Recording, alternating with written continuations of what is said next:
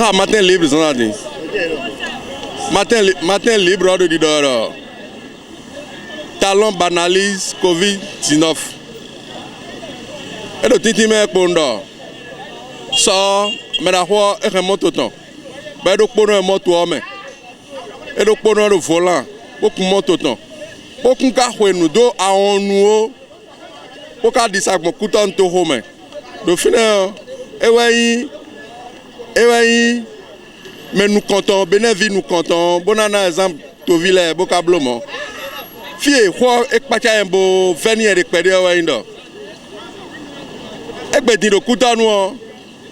Attends, vous avez quelque chose qui vous m'a fait, nous avons pour l'air na oublié. T'as dit, mais quelqu'un dans l'air. À ce client, votre client m'a fait, nous avons na oublié. Et oublié à terre qu'on donne, mais. Et nous donnons mais ni sous chakaïsien ya na sous bois tu bois quelque toi bon Dieu mais cadeau c'est on là ma cadeau c'est on y ouais et t'es dans le mettre ville cadé quoi mi ton pas de ba mais il po wan abi neyin pon be cadeau c'est bo ma cadeau c'est on y mais sous a fiene we quoi pas de pédé l'événement précis oui monsieur Nunedo Oluorado.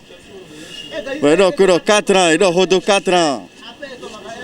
Monsieur Patrice Talon, notre président, et oui, il a 4 ans, mesdames, il y a encore aspata de blonde, mais bon, mimo.